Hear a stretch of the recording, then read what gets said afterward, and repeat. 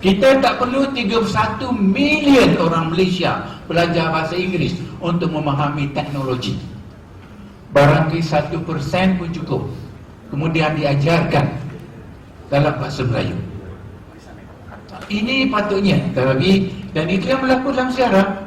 Apabila Islam menterjemah segala falsafah Yunani, dia tidak perlu seluruh umat Islam tahu bahasa Yunani. Hanya beberapa orang ulama tahu bahasa Yunani untuk menterjemah falsafah Yunani.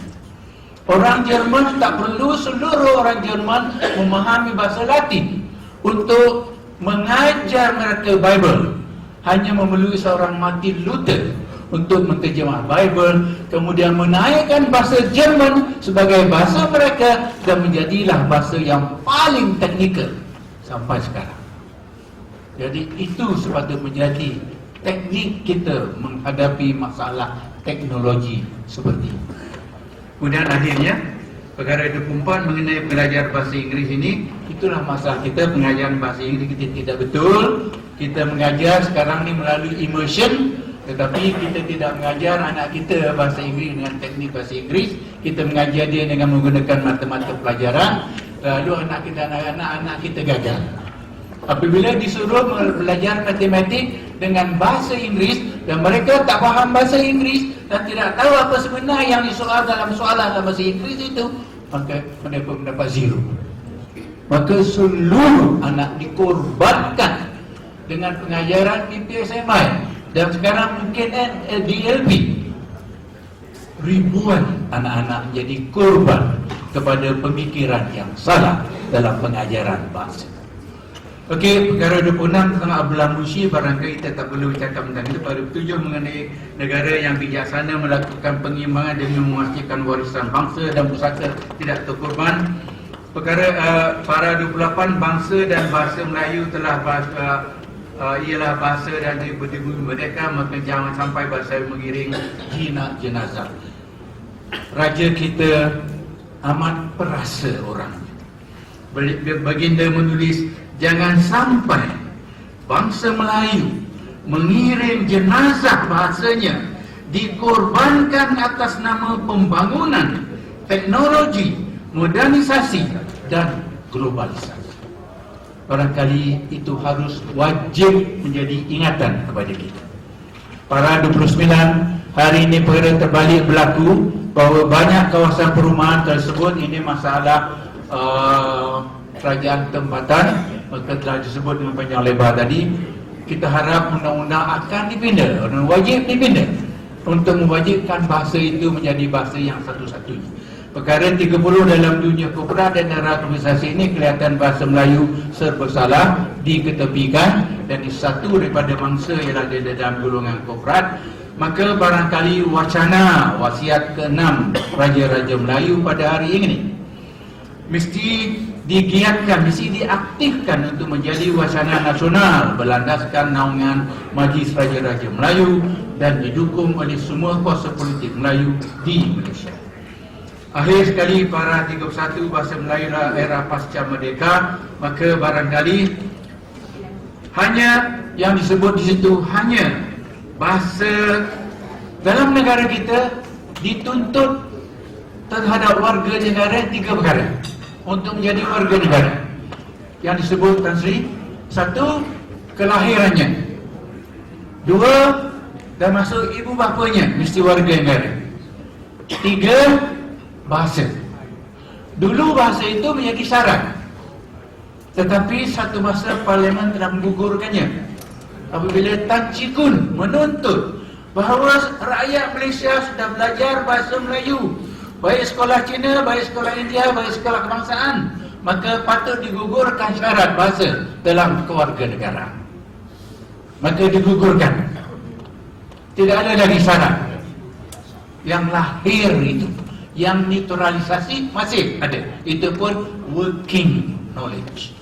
Jadi saya cadangkan, kita patut cadangkan, wajib anak-anak kita, baik Melayu, baik Cina, baik India, baik segala-galanya, tahu bahasanya sebelum dibagi kad pengenalan. Kalau dia tak tahu bahasa Melayu, bahasa kebangsaannya, bahasa negaranya, Satu-satu syarat dia menjadi warga negara, kelahirannya, bahasanya, ibu bapanya. Kalau syarat yang ketiga bahasa itu tidak dipenuhinya, jangan bagi dia kad pengenalan diri, bagi dia perak. Dia temporary citizen. Ini amat penting disadari dan dipahami sangat-sangat. Kerana Kuala Lumpur akan menerima ratusan ribu penghuni dari luar negara sebagai pembeli rumah di dalam bandar Malaysia.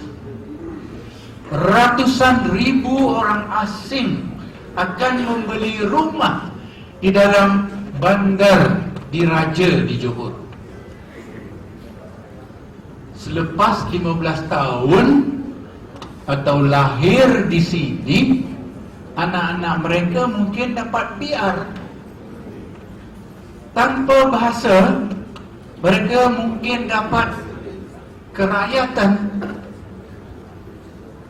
Maka kita kena bermula dari sekarang menegaskan bahawa satu-satunya syarat selain pada kelahiran ibu bapa dan juga tentang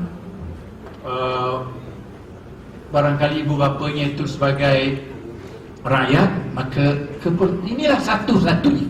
Dia tidak dituntut menjadi Islam, dia tidak dituntut mengamalkan kebudayaan Melayu, dia tidak ditukar namanya pada nama Melayu.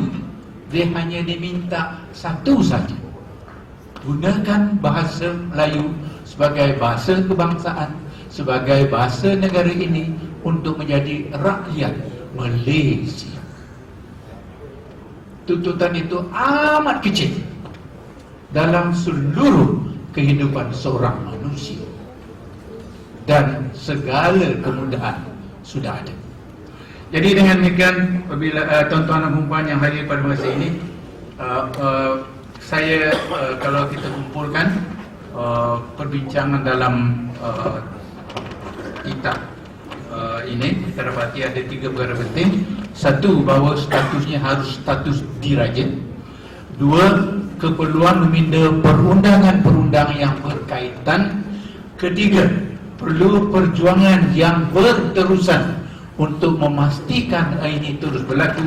Dan akhir sekali, kita amat berharap bahawa para hadirin sekalian akan bersama kita, sama ada bersama utusan, bersama dengan MPM, bersama Dewan Bahasa, bersama Gabina, akan terus memperjuangkan hal ini. Kerana dalam Al-Hujurat dalam Al-Hujurat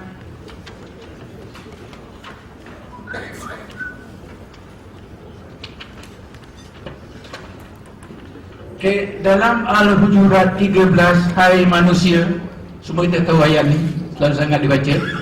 Sesungguhnya kami mencipta kamu dari seorang lelaki dan seorang perempuan dan menjadi kamu berbangsa-bangsa.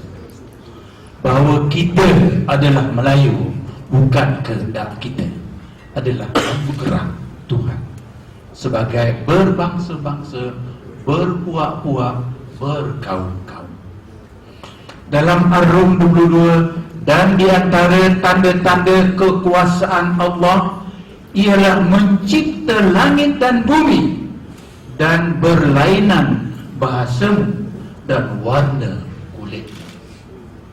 Bahasa Melayu adalah tanda keagungan Tuhan, kerana ia adalah salah satu daripada pelbagai bahasa di kalangan umat manusia. Maka wajib kita pegang, kita dukung, kita laksanakan anugerah Tuhan ini. Wabillahi taufiq wal hidayah. Wassalamualaikum